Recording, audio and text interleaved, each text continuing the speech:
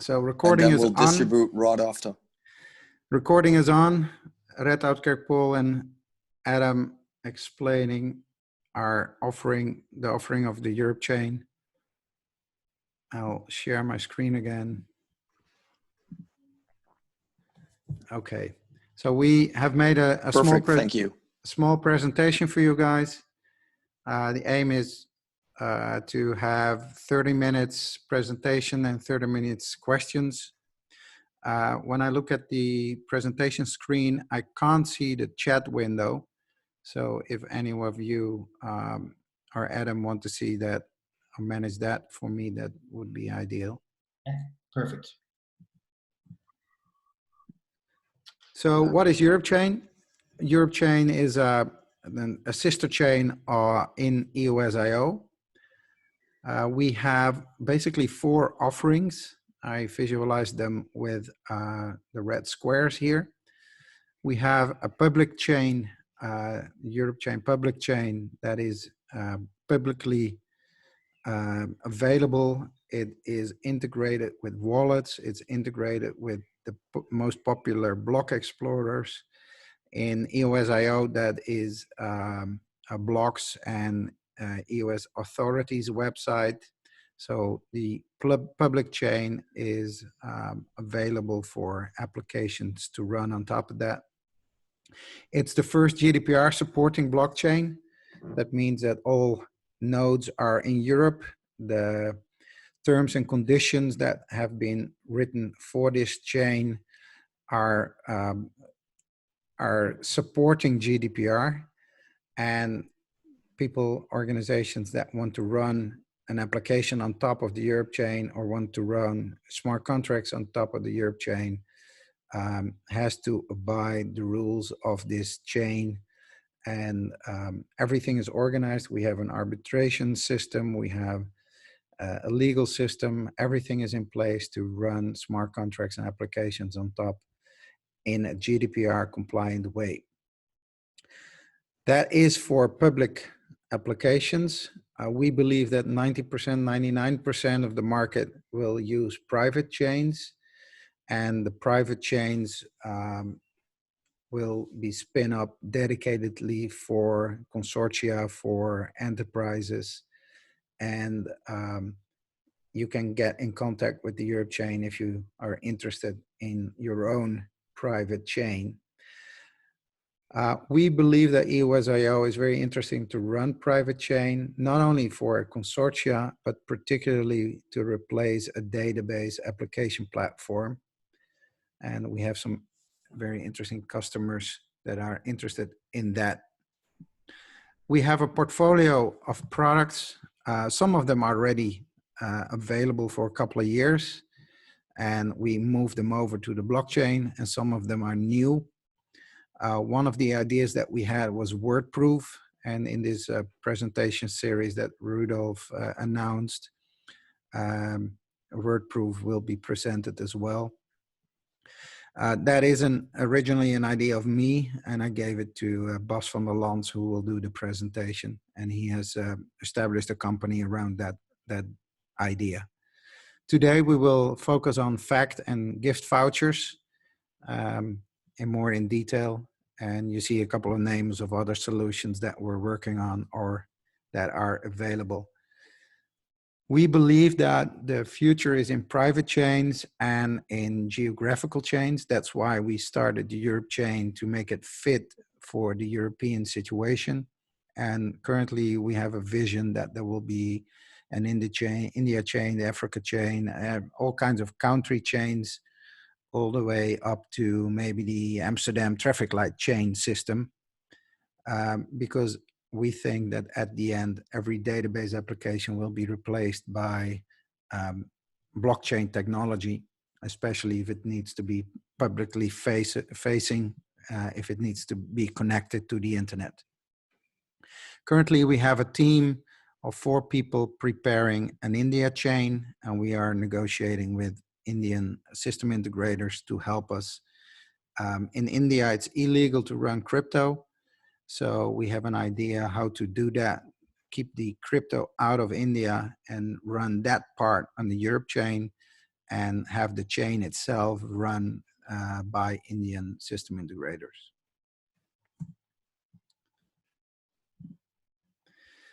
This is a conceptual drawing of our public chain. On the lower side, sorry, I have to move the video part because otherwise I can't see the screen very well. On the lower part, you see block producers. So we have block producers from Barcelona, from Dublin, from 2 block producers from the Netherlands, and Crypto Lions from Germany, with a big team in the Ukraine as well. And we are negotiating with a lot of the logos that are on this slide deck. University of Valencia is a university that I work a lot with, and they are interested in becoming a block producer. A company called EuropChain in Spain is our 6th block producer, and they can be compared to TNO in the Netherlands. And do you guys see my mouse, by the way? Yeah, we can. Yeah, we can. Okay. We can. So on the lower level, we have the block producers. They provide basically the public blockchain for the EuropChain. And then our aim is to use the classic IT companies in the Netherlands as our reseller. The Kahuna company is, like I said, the sister company of the blockchain activities that we have. We see a lot of interest from the cybersecurity world for storing things in a trustworthy way. So blockchain is an ideal way to do that.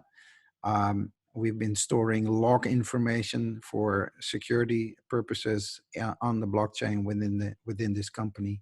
An example, end customers are a few logos up here. Console Freight is one of the customers that we have, and the rest of the logos are examples. But with this, we can visualize what the target market is that we are focusing on. Blockchain is difficult, so that's why we developed a portfolio of solutions, and we'll dive into that on the next slide. So what sets us apart? We focus on public and private chains. We focus a lot on compliance. We have a legal officer in the team that is a partner with a famous Dutch IT legal firm. All the nodes are in Europe. So that for GDPR, that's very important. In this EOSIO, we use the EOSIO software. In the EOSIO system or ecosystem, there are a lot of chains available. Chains like EOS, chains like Telos, chains more focused on gaming, and nobody's offering invoicing in euros per month. So we are basically the only one that gives the enterprise space the ability just to have a service model where they rent capacity, transaction capacity per month. We think EOSIO is the best technology out there. There are several companies that agree with us, including the Ministry of Industry of China, that every quarter brings out a ranking of technology. And the technology that we use, EOSIO, is ranked #1 already for 7 quarters. It's a very rich ecosystem of players. There's basically everything that you maybe know from Ethereum or the Bitcoin alternatives. Basically everything that is available in those sorts of ecosystems, there's alternatives in the EOSIO ecosystem as well. One key element that we do differently than a lot of other ones is that we really consider blockchain just normal IT technology. So that's why we have a traditional IT reseller model, and basically blockchain as a service. To make it very useful, we are building an application, a suite of applications, and we'll dive into that a little bit more in detail, starting off with FACT. Fact is, I would say, blockchain in your hand. So it's a mobile application. You can maybe Adam, you can put one of the links of the, for example, iOS in the chat window where you can download it. It's a mobile application, originally made by a company called Captions, and we have a partnership with them that we co-developed this tool. They make the database version and we make the blockchain version, basically. And now with this COVID pandemic, we thought, okay, what can we do to make this tool useful for this new reality? So we have built a couple of checklists to service the market. So it's, what is Fact? Fact, basically, to describe it, it's a checklist application. So this mobile app can be filled with checklists, and at the back end, you can program all those fact lists, all those checklists. In the backend, you can program them and basically push them to the Fact application. If you download it right now, you have, I think, 3 example checklists, 2 about COVID and 1 about remote working. And very easily, we can adjust those apps, those checklists with different questions, with extra questions. So the aim of Fact is to have the ability to make checklists dedicated for you as a company. So if you want, if you have 60 offices in Europe and you want one of the questions to be in which office do we work, then we can create that special question, additional question for you. The Fact is integrated with the mobile, or can read things from the mobile like QR codes and NFC codes. Of course, it's integrated with your GPS, so information like that can be embedded into the questionnaire. So when COVID started, we thought, how can we use this app for the problems that we are currently facing? We made versions, especially for the medical healthcare professionals, but at the end, we decided to really focus on one market, primarily that's the market of enterprises. And one of the inspirations was an article in the Financial Dagblad in the Netherlands, where a company of 52,000 people said we had 2,000 people reporting sick at one day. And then I thought, well, this can be huge for organizations with either you have 1,000 or 50,000 employees. How can you manage your workforce? Because you over the next 400 days, anything can happen, and you want easily to communicate to them. We had limited testing capabilities at the moment, so we're not 100% sure what is happening with your workforce. This will continue for a while, and if you make those checklists, these checklists need to comply to legal constraints, because medical data is not easy to ask your employees. It has a lot of legal rules around it. I'm sorry, I can't see the questions, I think. No, I can't. So what did we do? We made 3 checklists. Basically 1 checklist as an intake checklist, and 1 checklist that you can basically use every day. So before you go to the office, you could use that checklist to report in that you're okay, there's nothing going on, you don't have fever or whatever. Or if you are getting sick, you can report basically that you're sick, and it can log everything into the central database. And the current blockchain integration is that we hash the document, the checklist, is that we hash the checklist on chain. It has Active Directory integration, so if you want to deploy it in an organization of any size, it's very easy to do so, because we can just send an email with the link that Adam posted in the chat window, a specialized link for that particular organization, and it's predefined with predefined questions for that organization. Right now we hash the chain on the blockchain, hash the checklist on the blockchain. We can also add certain fields to the blockchain, and then you can also read those fields with external block explorers. Because it is sensitive data, we include a consult from a legal expert to see if what you want to do, especially in these times, is legally compliant. So with this app, we hope to give enterprises the ability to manage their workforce in this situation. So here on the right side, you see some of the example questions.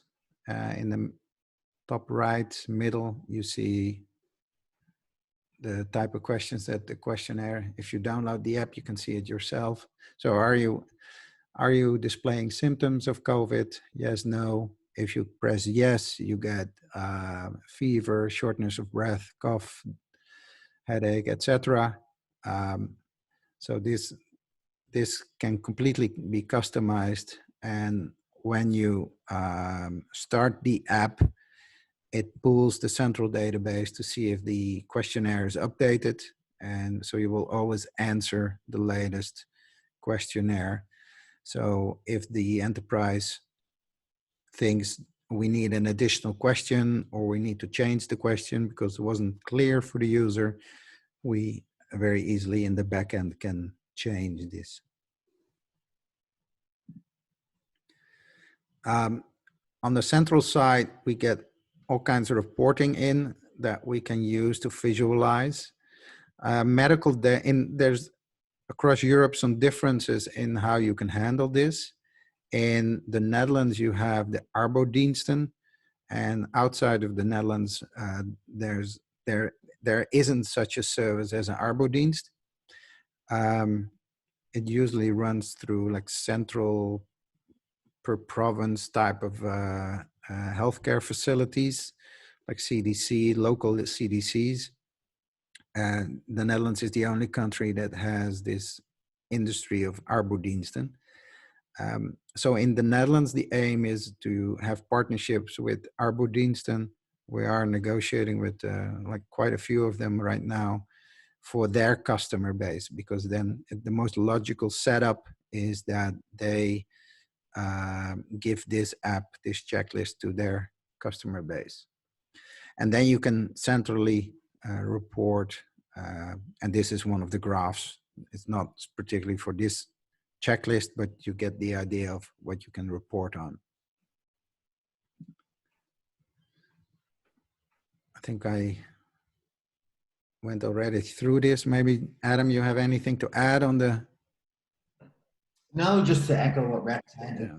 Fully customizable. You can add risk profiles and weights associated with the answers. So depending on, for example, the daily symptom tracker or the symptom reports, if a person is in the risk profile, it can trigger automatic updates to medical professionals, etc. So the back end is fully configurable, customizable, etc. So I think that's pretty much. Anybody wants kind of a more in-depth or even a bespoke demo of different use cases, because facts can be used across multiple industries. So please just get in contact. We'll be happy to create some custom templates and give you a demonstration of how that might work.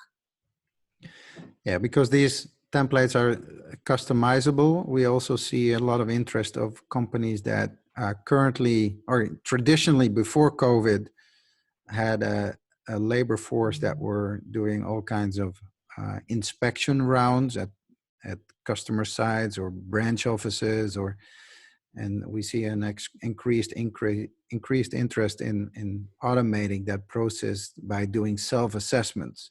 So with this, you can make more easy self-assessments, not the big questionnaires the professional reporting people usually do, but you could ask your branch office to do a more smaller and more less complex, easy checklist for the local branch, so that you still can report on your compliance obligations. Centrally, you get a report. The aim is to have arbeidsdiensten basically share that information with the enterprises in an aggregated and anonymized way. Depending on how you structure your questions, you could, for example, inform the enterprise about risks that they have with certain workforces in a certain branch office. If that question is part of the question list, we can report on it. If it's not part of the question list, of course, we can't report on it. So structuring the way the question list works, particularly for your issue, your problem, makes it very flexible to make it work for you as an enterprise, and answer basically the challenges that you have in this very special situation that we're in right now. So that was fact. The other solution that we have is gift vouchers, and I would like to introduce Adam to you guys to explain a little bit more, because originally there was a solution that was made by US Dublin. Yeah. So Adam. Perfect. Thank you very much, Rhett. Yeah. So as Rhett said, we have a number of our own tools that we're launching. The gift voucher platform is one that EOS Dublin have been working on for a couple of years. And I think I would say 95% of our user base was in the restaurant kind of hospitality space. We did a proof of concept last year and a pilot project with the Restaurants Association of Ireland, which led to us launching an all-Ireland gift voucher for them. So they have over 3,000 members, and now they can buy a voucher from the Restaurants Association of Ireland and redeem across a number of locations. So Rhett, if you just skip on to the next slide there, what we've done now during the COVID-19 crisis, there's businesses closing around the globe. We've spoken to some people in the kind of fintech space, and obviously applications for credit have gone through the roof. Now rejections have also gone through the roof. People can't get access to credit. So small businesses need a way to raise capital, and to stay operational, one of the ways that they can do it is by selling online gift vouchers. So we have a platform available now. We have a number of different businesses, beauty salons. We have barbershops, we have flower stores, etc., who have all kind of started to sell vouchers to try and raise much needed capital during this time. If you could just go to the next slide, please, Rhett. We've tried to simplify the onboarding process as much as we possibly can. So it's pretty much 3 steps. You create an account, you add your company information, you configure your voucher, and then you link your Stripe account. And if you go on now, Rhett, you can see that the voucher is fully configurable. You can brand it, you can advertise on the voucher yourself, and you can have each voucher will have a unique code associated with that. These are also hashed and stored on EuropChain. Basically, each time a profile is created, you'll get a unique voucher URL. So even if the business doesn't have a website, if they have a Facebook page or a Twitter account, they can put that link on there, and then they can sell online vouchers. Just go to the next slide, please, Rhett. Internally, there's a back end to the system. So once you've created your account, you can do real-time monitoring of all of the vouchers that have been sold across months. You can do kind of have drill down reports and kind of forecast all of the different revenue. You can redeem the vouchers from within here also and apply refunds and promotions too. The next slide, Rhett, will just show the reporting and analytics. So you've got a full breakdown, who has bought vouchers. You can see which has been redeemed. You can resend some of the email PDF vouchers from within there. So we have a kind of, a feature-rich system there, which is available for use now. And what we've done during this COVID crisis, there's usually a commission associated with each sale. We've waived the commission now for the next 3 months. So if anybody wants to sign up, sell vouchers for their business, or if they know anybody who does, there will be no commission associated with sales. I think the next slide, Rhett, just shows the, sorry, I can't see the next slides, just shows the promotions and special offers. So each different business, they may sell different products, they may sell different special offers, for example. They can promote that from within here. So the most popular one would be a discount. So buy a voucher for €100 worth of services and we'll give you €150 worth once we're back open. So within this system, you can configure all of your promotions and specials and release them to your user base. Somebody has asked me to drop the link. I will absolutely. Let me just see. Here is the link for the EuropChain page, which kind of describes the gift voucher. You can register your interest on there. You can set up an account. And if you have any issues getting set up, just please let me know. The next slide, Rhett, just details the case study that we've done with the Restaurants Association of Ireland. So there's me in the bottom right without my COVID beard. At the end of 2019, we partnered up with the Restaurants Association. So as I mentioned, they've got multiple thousands of members and they want to provide value to them. So we've launched an All Ireland voucher. We hash all of the codes on EuropChain and we're going to be working in phases here. The next phase, we're going to be doing some escrow smart contracts, working on tokenization and some reward points as well. So I mean, it's a really interesting project, but as Rhett said earlier on, once this COVID crisis hit, we wanted to see how we could actually help businesses as much as needs be. With this particular voucher, the Restaurants Association, it kind of represents what we call a one-to-many, whereby the RAI has multiple businesses underneath, and you can basically buy one voucher and redeem at any of them. What we're saying here is that businesses, they can offer their own voucher and get paid directly. So if they have, again, as I said, if they have a need to raise capital now, there is an option to push this out to all of their user base, fans, etc., and raise capital if they need to. So that's just an overview of the gift voucher and the kind of case study we've done with the Restaurants Association. Again, if there's any questions or if there's any queries about setting up an account, just please let us know. We'll be happy to help. I think that's it, Rhett, on the voucher side. We just have an overview now of some of the other tools and kind of products that we're working on. I think that's on the next slide here. Yeah, so again, all throughout 2020, the plan was to release these products in a phased approach. Each one of them we feel services a kind of different need. So we're also working on the protocol layer with the infrastructure and blockchain as a service. But on the app layer, we've got these tools which are coming this year. So MyD is for your account management, your self-sovereign identity. That will be used as the tool to access the different EuropChain tools in the ecosystem. We have Flowbook, which is our workflow engine. PIA, which is the privacy impact assessment tool we've got for GDPR compliancy. And we also have our digital assets platform, which is being developed at the moment. And we're going to focus on things like tokenization. And you're going to hear a lot about us talking about that in the future. So tokenization of things like business equity, of assets, etc. So again, we'll be coming in the future with a lot more announcements and content on these products. So Rhett, I'm not sure if you want to jump in and add anything about the product model here. No, I think you're said most of it. The PIA, the privacy impact assessment, what we did, we took the tool of the French privacy authority.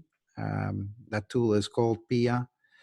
The assessment that you need to do is also called privacy impact assessment. The law requires you to do that. So every time you build or change your the way you work, you need to do a privacy impact assessment. And what we did, we took the tool and we made a web portal for it. And you can understand with MyD, we want the users to give the opportunity to have an identity in PIA. So for example, you do the privacy impact assessment, and with Flowbook, you can program how your privacy impact assessment needs to be approved in your company. So let's say the legal part needs to be approved by the lawyer, senior management need to approve the final version. Then you have, and somebody writes the privacy impact assessment. Then you have 3 MIDI accounts, and you have a flow book process that is being followed to generate that. Yeah. One of the things that you could do in the PI say, okay, every 3 months, I want to reevaluate my privacy impact assessment, see if anything changed. Basically get the question, yes, no. Did anything change? Yes. Did anything change? No. That sort of question. And the aim is to publish that again on the blockchain. So, of course, you don't want all the privacy impact assessment details to be published on the blockchain, but the fact that you did it, so proof of the fact that you did the impact, can be on chain. If you say that you every 6 months reevaluate the impact assessment, then with this tool, you can prove that you did it every 6 months.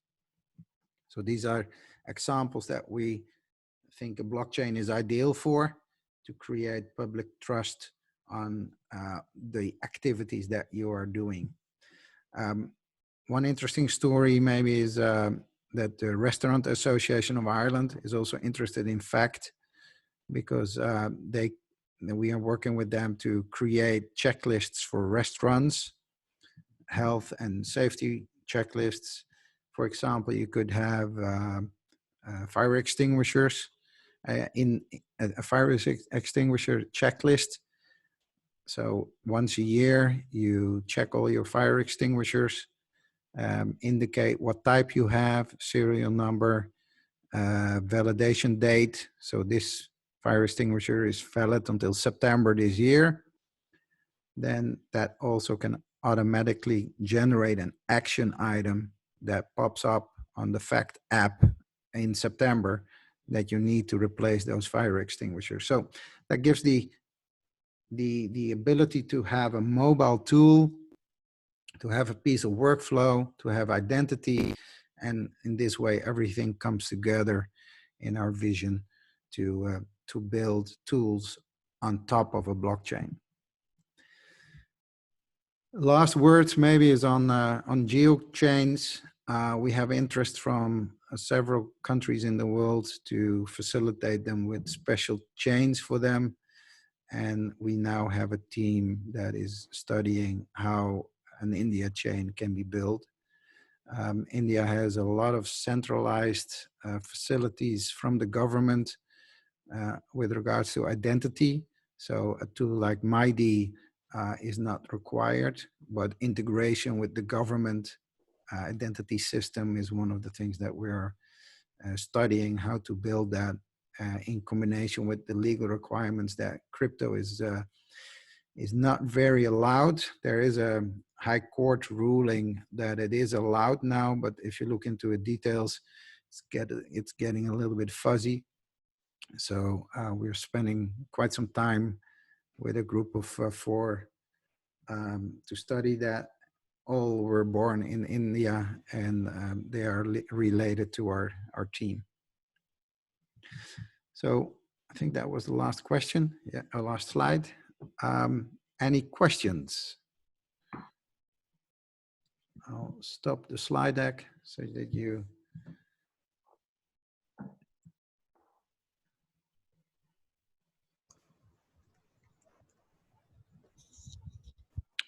Oh, you can talk or type, whatever you feel comfortable with. So thank you for the presentation. My name is Mieszko from Frank's Protocol. I like the gift voucher concept.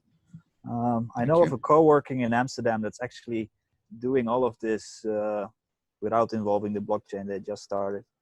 I'll share it. It's interesting. What I wondered, what is the actual flow of the funds? So how do you on-ramp? I suppose, I think you use Stripe to on-ramp cash, but how do you convert it to tokens or whatever? How does this money end up with the merchants? That's my question, I guess. I'll take that. So we don't transfer any funds into crypto or anything like that. The setup onboarding flow is pretty much you configure your account, you add your Stripe account, and then from there you can accept payments online. That money then will go into the restaurant or the business's Stripe account, and then from there goes into their bank account. In Ireland, we're also working on, if they want to set up a merchant account, they can also potentially do that through one of our partners as well. There's no fiat interchange or exchange here. Yeah, the gift voucher product has been on the market for quite some years. What we changed is that it now runs on the blockchain. So the voucher that has been given out to or sold to you as an individual, you can check online that that voucher is redeemed or not. So it's public on the public blockchain. You can verify that the serial number of that chain, of that voucher, and it's pretty logic to add all kinds of incentive programs for restaurants with tokens. So that is not part of the solution right now, but that is something that we've been thinking about, how to add that to the tool, because it could be very easily implemented. Like we've shown, our MyD product is very key in our strategy, because to do that, it would be very easy if you have an identity in our infrastructure. So we're working on building that first. Yep. Okay, clear. Thank you. Seth asked a question if we accept resellers in other countries. Yes, we accept resellers all over the world, especially if they want. Then our add-on is that they focus on companies that want to serve European citizens. Because if you want to serve European citizens, you have to comply with the GDPR. And our blockchain, as far as we know, it is the only public blockchain that is fully GDPR compliant. Ethereum, Bitcoin, all are not GDPR compliant. So Seth says there he's from Poland. So yeah, definitely. We have several interesting prospects in Poland, also in the banking industry. And we're very interested in partnering with the Polish system integrators, because we have leads for them to be an IT reseller or system integrator. Yes, definitely. Yeah, that's perfect. Thank you a million. Thanks a million, Seth. If you have, we'll reach out to you afterwards, and we'll see if we can collaborate. Absolutely. Are there any other questions? Rudolf, this was the first time you saw the whole presentation. Yeah, in total, indeed, that's true. Yeah. But I've heard a lot before this. Yeah. Well, I think what you guys do great is that you really adapt to like the new life. Just like I mentioned in the beginning of this presentation, I think it's really differentiates entrepreneurs that focus on what the market is asking for. So in that sense, I think you guys are doing a great job. And also it's very specific. So I think this really solves issues that companies are now facing in situations that we've could never foreseen. So yeah, I'm very enthusiastic about this, and thanks so much for sharing. Absolutely. I mean, when this whole COVID started, of course, we, like any business, were concerned what this would mean to us. We had one very big project that was verbally already basically a done deal, €500,000 project, and that basically fell through because the investor behind it says, I won't do it now. I'll postpone it a bit, and let's see what happens now. My other company, my cybersecurity company, is incredibly busy. Nobody wants to take any risks on that side now. So everybody wants to have their systems fully operational and working and monitored very closely, especially in the healthcare industry, because those crazy idiots are attacking our healthcare system at the moment. So how strange can you be? I mean, in these times, unbelievable. No ethics at all. So what's your aim to go to market, as in what are you now doing and what will you be doing to get this across to the right audience? Yeah, so of course, the strategy for both products are different. Gift voucher is tailored to basically all the businesses that needed to close, restaurants, well, saunas, anything in the tourist sector, and an industry that has loyal customers. Like a friend of my wife runs a beauty salon in Bergen, Norway, and she has very loyal customers, but she has challenges to pay the rent. So I gave her the gift voucher option, and she's now selling gift vouchers to her customer base. I mean, she knows that they will return for all the beauty treatments, especially they need probably the beauty treatments. And she's having some cash. Of course, officially you can't book it in your profit and loss, but you can keep the money on the bank and use it. Of course, there is a risk if the company goes bankrupt, then the customers paid for a service that they didn't get. But yeah, that is part of the risk of living right now. The Fact tool is a product that we're in the Dutch situation. The majority of the interest is from Arbo services. So I used LinkedIn to reach out to all the CEOs of those companies, and I've sent them a chat message, and I'm chatting with them. In Ireland, Adam is directly approaching large companies. And so we have the majority of our sales is the Netherlands, Spain, and Ireland.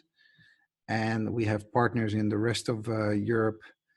And we are informing them of what we have and how that could be used. And they are contacting larger organizations to see if there is interest for our checklist system. Thank you. Is there anyone else who still has a question? We have around 10 minutes left. Yes, there is a question there from MV. Says, with regard to the vouchers, how do you account for the fact that when people buy the voucher now, increasing capital, but when they come in to cash in the voucher, the restaurant won't receive any cash or capital? So that's a good question. And I mean, what this is now, it's a MV, this is a prepaid voucher. So the restaurants need access to this capital to pay. I keep saying restaurants, but businesses need access to this capital. So they get that now. Let's say they open and then the person comes in to redeem. In the case of restaurants, what we've seen from our analysis is that the patrons generally spend 30 to 40% more than the value of the voucher. So they will actually spend money when they go into the premises as well. So that's kind of an answer somewhat to that question, but it's a good question. Thank you for that. We have here some best practices concerning the company or being on the board of directors. I don't exactly understand what you mean. I mean, in these times you have to be agile. So best practices on how to run your operation. I think being ready for a crisis like this is very difficult because it only happens once 100 years. As an entrepreneur, you always have to have some buffer, but I think the majority of the companies don't have the buffers to survive situations like this. If you have a restaurant or a place that is forced to shut down, I think the government also needs to compensate for that. They are the ones that are ordering you to close down, so they have an obligation also to solve a little bit of the problem. Yeah, and the rest is entrepreneurial risk. There's no risk, no reward, you always say. So As an entrepreneur, you just have to adjust to the situation and see what you can do. And that's what we did. These two solutions were, for us, easy to bring to market. The gift voucher was already available. We had that all productized. That was a product that was running for a while, and we just gave it some extra marketing attention, and we waived our fee. For us, it's interesting because if we sign up a lot of businesses, then they will continue to do the voucher model for the future. So we have new customers, and customers are always good. In fact, we didn't say that yet, but the fact tool is for free as well. And the philosophy behind it is that the checklists, as we have created, are very simple. It's more of an example checklist, and we charge for changes.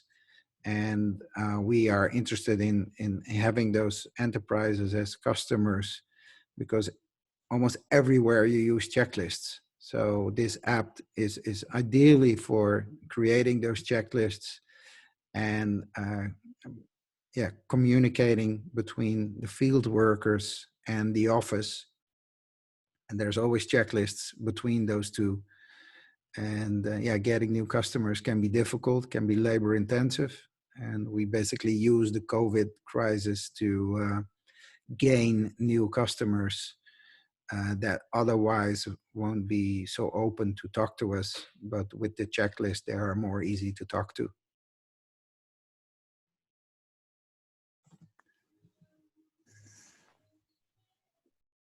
Okay, I think I answered all the questions.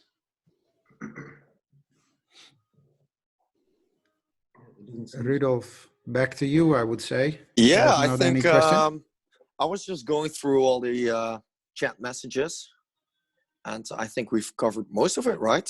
Yeah. So feel free to reach out either to me or to Rhett or Adam, obviously, if you want some further information on this topic. And obviously make sure to subscribe to the upcoming webinars as mentioned. Or if you would like to participate in a webinar, we are always open for that as well. So Rhett and Adam, thanks so much for this great presentation and insights. Hopefully we'll hear a lot more about the developments and the implementation. So keep us posted. Everyone else, thank you for attending this webinar, and we'll see each other soon. Hopefully in real life. Until then, online. Have a great evening. Thank you, guys. Thank you. Thank you all. Bye-bye. Bye-bye.